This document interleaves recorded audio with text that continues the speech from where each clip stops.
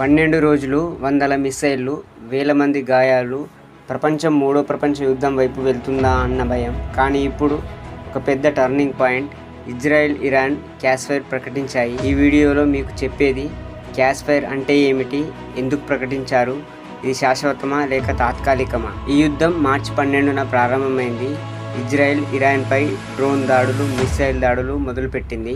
Iran ప్రతి దాడిలో 150కి పైగా బాలిస్టిక్ మిస్సైళ్లతో సమాధానం ఇచ్చింది. ఒక్కో రోజు వేల కోట్ల విలువైన మిలిటరీ టెక్నాలజీ వినియోగం జరిగింది. జనజీవనం స్తంభించిపోయింది. సొరోకా హాస్పిటల్పై దాడి వంటి దుఃఖకర సంఘటనలు జరిగాయి. ప్రపంచమంతా ఆగిపోని యుద్ధ భయంతో ఉంది. క్యాస్ఫైర్ ప్రకటన అంటే ఏంటి? జూన్ 24, 2025 తెల్లవారుజామున ఇరాన్ మరియు ఇజ్రాయెల్ పూర్తి క్యాస్ఫైర్ ప్రకటించాయి. ఈ క్యాస్ఫైర్ను 2 దేశాలు అంగీకరించాయి. ఇది అధికారికంగా ప్రపంచానికి చెప్పారు. ఇది పూర్తిగా ఒక 24 గంటల క్యాస్ఫైర్. మొదటి 12 గంటలు ఇరాన్ దాడులు ఆపుతుంది. తర్వాత 12 గంటలు ఇజ్రాయెల్ పూర్తి క్యాస్ఫైర్లోకి వస్తుంది. ఈ 24 గంటల తర్వాత యుద్ధం ముగిసిందని ప్రకటిస్తారు. ఈ క్యాస్ఫైర్లో కొన్ని ముఖ్యమైన షరతులు ఉన్నాయి.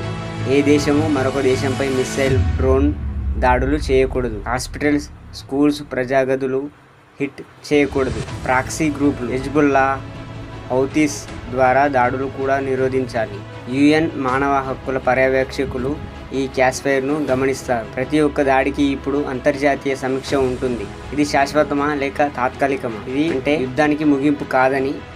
ఇరాన్ అణు కార్యక్రమం ఇంకా కొనసాగుతుంది. ఇజ్రాయెల్ రక్షణ వ్యూహాలు ఇంకా బలంగా ఉన్నాయి. ప్రాక్సీ గ్రూపుల ప్రభావం ఇంకా తగ్గలేదు. అంటే ఇది ఒక విరామం మాత్రమే, శాంతి కాదు. క్యాస్ఫైర్ తర్వాత మళ్ళీ పునరుద్ధరణ అవుతుందా అన్న అనుమానం ఇంకా ఉంది. ప్రజలపై ప్రభావం, ప్రపంచ ప్రతిస్పందన. ఈ క్యాస్ఫైర్ వల్ల ప్రపంచ మార్కెట్లో కొంచెం స్థిరంగా మారాయి. యునైటెడ్ నేషన్స్ స్వాగతించింది. రష్యా మరియు చైనా శాంతికి మద్దతు ప్రకటించాయి. అమెరికా మాత్రం ఒప్పందాన్ని గౌరవించాలి అని హెచ్చరించింది. ప్రజలు మాత్రం మాకు శాంతి కావాలి అని పెద్దగా చెబుతున్నారు. క్యాస్ఫైర్ అనేది ఒక గొప్ప నిర్ణయం. కానీ అది శాశ్వత శాంతి కావాలంటే 2 దేశాలు నిజంగా మారాలి. ప్రజల నష్టం, పాపం తగ్గించాలంటే రాజకీయ నాయకులు ప్రతిజ్ఞ చేయాలి. మీ అభిప్రాయం ఏమిటి? క్యాస్ఫైర్తో శాంతి వస్తుందా, మళ్ళీ యుద్ధం వస్తుందా? కింద కామెంట్ చేయండి. ఇలాంటివి మరిన్ని తెలుసుకోవాలంటే లైక్ చేయండి, సబ్స్క్రైబ్ చేయండి. జై హింద్.